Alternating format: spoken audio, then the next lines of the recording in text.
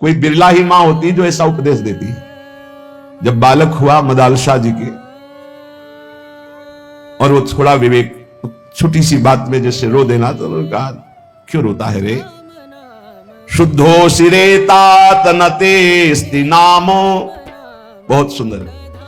कृतम हिते कल्पनया धुनैव पंचात्मकम देहमिदम नतेस्ति नैवाश्रुतम रोदसी कश्य हेतो। बेटा धन्य है ऐसी मां जो अपने बेटे को ऐसा उपदेश करे, नहीं तो कितने ऐसे नौजवान भाई जो सत्संग सुनकर उत्साह में भरकर विषयों का त्याग करके घर गृहस्थी में ही रहकर भजन करना चाहते, पूरा परिवार उनका विरोध करने लगा। कैसा परिवार है? नरकगामी बनाने के लिए उत्साहित हो और अपने बेटे को परम पद में, सबसे ऊंचे पद में बैठने के लिए जब वो तैयारी कर रहा है तो तुमसे गिरा रहे हो। तुम मां हो, पिता हो, सुहृद हो या दुश्मन हो। जाके प्रिय न राम वैदेही तजिए ताहि कोटि बैरी सम जद्यप परम सनेही। कोई भी हो, भगवत मार्ग मत छोड़ना, बड़े भाग्य से प्राप्त होता है। ये सब माया के पार्षद हैं जो मना करते हैं कि भजन न करो, पाठ न करो, सेवा न करो। देखो, असत क्रियाओं को मना नहीं करते, गंदी क्रियाओं को मना नहीं करते, भगवत क्रियाओं को मना करते। और धन्य है माता मदालशाह जिन्होंने कहा क्यों रोता है?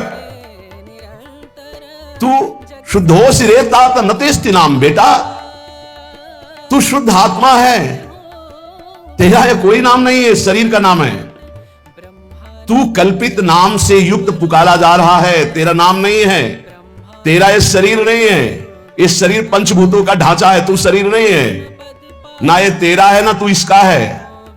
बेटा किस लिए रो रहा है? शुद्धो सिरे तात नेतेस्ति नाम, तेरा नाम नहीं है। कृतम हिते कल्पना युधा नहीं, ये कल्पना है, कल्पना तूने कामनाएं की, उसी की वजह से तू शरीर में फंस गया। तू शरीर नहीं है, पक्की बात। कल एक नवयुवक भाई कह रहे थे कि हमें बड़ा संशय है, आप प्रमाणित कीजिए विज्ञान और अध्यात्म को एक करके। आज हम आधुनिक पढ़ाई पढ़ने वाले लोग हैं, हम कोई श्रद्धा में नहीं फंसने वाले। प्रमाणित कीजिए आप कि आपका अध्यात्म सत्य है। कैसे प्रमाणित करें? विज्ञान केवल स्थूल को जानने वाला है, वो भी बहुत प्रवीण विज्ञान में जो है, केवल स्थूल जगत, इसके आगे नहीं। स्थूल जगत, स्थूल शरीर, सूक्ष्म में प्रवेश ही नहीं है। और अध्यात्म सूक्ष्म के आगे कारण से भी परे है। विज्ञान क्या जानेगा? क्या जानेगा? विज्ञान केवल स्थूल जगत, स्थूल ढांचा, इसी का केवल विज्ञान है और कोई विज्ञान नहीं। हमें बता दीजिएगा। स्थूल जगत, स्थूल ढांचा, इतना ही विज्ञान है। कोई यंत्र तैयार हुआ आज तक विश्व ब्रह्मांड में जो सूक्ष्म शरीर को दिखा सके, जो कारण शरीर का अनुभव करा सके? फिर आत्म तत्व तो ये बहुत ही स्थूल जगत। जैसे कहा जाता है कि चंद्र लोक गए, मिथ्या। एक सीमा, इसके बाद अंतरिक्ष है, इसके बाद स्वर्गलोक है। स्वर्गलोक में सीमा है, जिस सीमा में जाके आप बोल सकते हो चंद्रलोक बोल सकते हो, कुछ भी बोल सकते हो, वो आपकी कल्पना है। आकाश के ऊपर जो स्वर्ग, महालोक, जनलोक, तपलोक, सत्यलोक, इन लोकों में सिद्धावस्था को प्राप्त महापुरुष पहुंचते हैं। स्थूल, जितना स्थूल, स्थूल यंत्र से स्थूल तक की, जहां स्थूल की सीमा समाप्त, वहां सिद्धावस्था में प्राप्त सूक्ष्म देहधारी महापुरुष जा सकते हैं। स्थूल शरीरधारी आज भी त्रिशंकु लटके हुए हैं बीच में। विज्ञान, जितने अस्त्र का निर्माण हो रहा है वो हमारे शास्त्रों में लिखे हुए हैं। कोई भी क्रिया जिसे ऑपरेशन कहा जाता है, और शल्य क्रिया शास्त्रों में लिखी हुई है। शल्य क्रिया क्या बिजली आज बनी है क्या? ये विद्युत प्रवाह तो कब से चला रहा है? जहां आपस में जल का घर्षण होता तो आकाश से बिजली नहीं गिरती क्या? तो विज्ञान बनाता कहां से है? हमारे शास्त्रों से ही तो। लेकिन स्थूल मात्र को, सूक्ष्म को नहीं, ना बना पाया है ना बना पाएगा।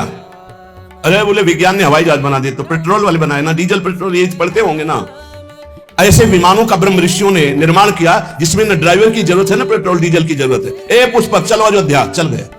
पुष्पक रुक जाओ, पुष्पक रुक गया। और ऐसे एक विमान नहीं, असंख्यों विमान देवलोक में हैं, पर पहुंच नहीं। कोई ललकारे ना अध्यात्म को। जहां से भौतिकवाद समाप्त होता है वहां से अध्यात्म प्रारंभ होता है। जहां विज्ञान हाथ खड़ा कर देता है वहां से प्रारंभ होता है अध्यात्म। अध्यात्म को कैसे? इसलिए पुत्र तो रो मत, तू शुद्ध आत्मा है। बहुत भी जब आके ज्यादा छाटने लगते ज्ञान विज्ञान ना, तो सीधी बात होती कि 3.5 हाथ के शरीर में रहते हुए कितने साल हो गए तुम्हें? बोले 40 साल। 40 साल में 1 सेकंड भी अपने से मिले हो? कल एक प्रश्न करता कर, हम कोई श्रद्धा पे विश्वास नहीं करते, जिसको हमने देखा नहीं उसको मानते नहीं। तो तुमने अपने को देखा अपने को? चुप, मानते हो ना तुम हो? हाँ, कौन हो पता नहीं। इतने मूर्ख हो कि तुम्हें अपना पता नहीं, तो तुम तत्व को क्या जान जाओगे? भगवान को क्या जान जाओगे? अध्यात्म को क्या जान जाओगे? ये खिलवाड़ नहीं है। अध्यात्म को खिलवाड़ मत समझो। ये जो भगवत मार्ग के पथिक हैं, इनको ऐसा मत समझो कि ये सांसारिक रहस्य को ना जानने वाले, ये क्रियाओं के कर्ता ना हो करके बैठ करके मांगते खाते पड़े रहते। नहीं, जहां तुम्हारी सोच नहीं वहां हर समय स्थिति रहती है। जो वास्तविक भगवान के मार्ग में चलते हैं, तुम समझते हो हम बहुत कार्य करने में प्रवीण हैं। 1 घंटा हम बता दें, एक बिंदु पर अपने मन को लगा के दिखाओ। 1 घंटा काम करके दिखाओ जो 24 घंटे किया जाता है।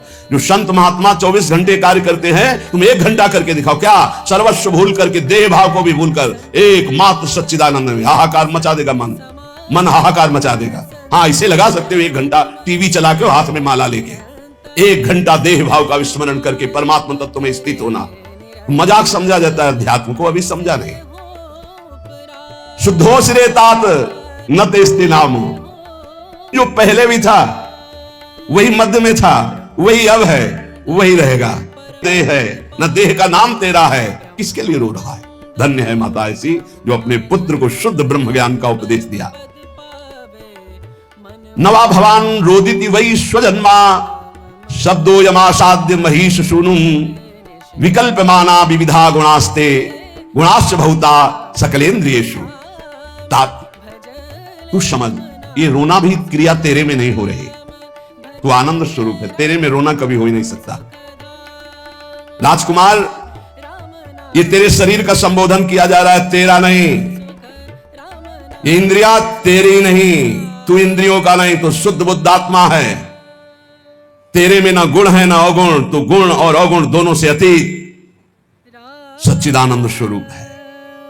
देख, जो इस जगत में दुर्बल हो जाते हैं, उन्हीं के ऊपर भूतों की आवेश वृत्ति होती है, दुखों की होती है। तो निर्बल नहीं, तो सबल। जब चीख चीख के कहते हैं तू भगवान का अंश है, भगवत स्वरूप है, तू सब कुछ कर सकता है, हिम्मत कर। जरा सी हार हो गई, जरा सा नुकसान हो गया, बोले आत्महत्या कर लेंगे, आत्महत्या कर लेंगे। तुम समझते हो तुम कौन हो? भगवान का स्वरूप हो, भगवत स्वरूप हो। बेटा, इस जगत में जो दुर्बल बन गया मारा गया। दुर्बल नहीं, कभी परास्त नहीं होना, हारने पर भी परास्त नहीं होना। मैं भगवत अंश हूं। कोटि जन्म लग रगर हमारी, बरौ संभनत रहो कुमारी। करोड़ जन्म तक मैं आराधना करूंगा और अपने इष्ट को प्राप्त करूंगा। मैं परास्त होने वालों में नहीं। ऐसा ये अन्न जल खान पान तेरा नहीं है, प्राणों का पोषण है। धन्य है मां, कैसा सुंदर वेदांत। पांच भौतिक शरीर की पुष्टि होती है इन अन्न जल और भोजन पदार्थों से, तेरी नहीं। तू शुद्ध आत्मा है, तुझे किसी भी पौष्टिकता की जरूरत नहीं। ना आत्मा की वृद्धि होती है ना क्षय होती है, वो एक रस होता है। तू अपने इस देह रूपी चोले को आज ही मरा हुआ मान ले, जीर्ण शीर्ण मान ले, मोह मत कर। शुभाशुभ कर्मों का परिणाम ये देह है, तू नहीं। बिल्कुल अमृतमय बात। यही गंगा किनारे का जीवन था जो मदाल शाह जी का उपदेश है। कोई जीव तेरे पिता के रूप में प्रसिद्ध है, कोई जीव पुत्र के रूप में, कोई जीव तेरी माता के रूप में, कोई जीव स्त्री के रूप में, कोई मेरा कह के अपनाया है, कोई मेरा नहीं ये कह के त्यागा गया, पराया है। बेटा, ये सब नानात्व माया का रूप है, तो शुद्ध परमात्मा स्वरूप है। कोई किसी का माता पिता भाई बंधु नहीं, एकमात्र परमात्मा विराजमान है। ये मायाकृत नानात्व है। ये समस्त भोग, यदि तू भोक्ता बनेगा तो दुख भोगेगा, सुख नहीं। जिसे तुम सुख समझते हो, ये सुख की छाया है, समझ पड़ती नहीं, यही गिरधर की माया है। दुख भोगेगा अगर भोक्ता बनेगा। ये मूल चित्त मानव उद्धार करने के लिए अपना आया है, पर वो भोगों में फंस के फिर मलिन हो जाता है, सोचता मैं सुख प्राप्ति का उपाय कर रहा हूं। बेटा, जो विद्वान है वो कभी अंतःकरण को मोह से आच्छादित नहीं होने देता। वो कभी भोग जनित सुखों को सुख नहीं मानता, इसलिए कभी दुख नहीं भोगता। बेटा कभी दुख में नहीं भोगना, तुझे महासुख में निमग्न होना है।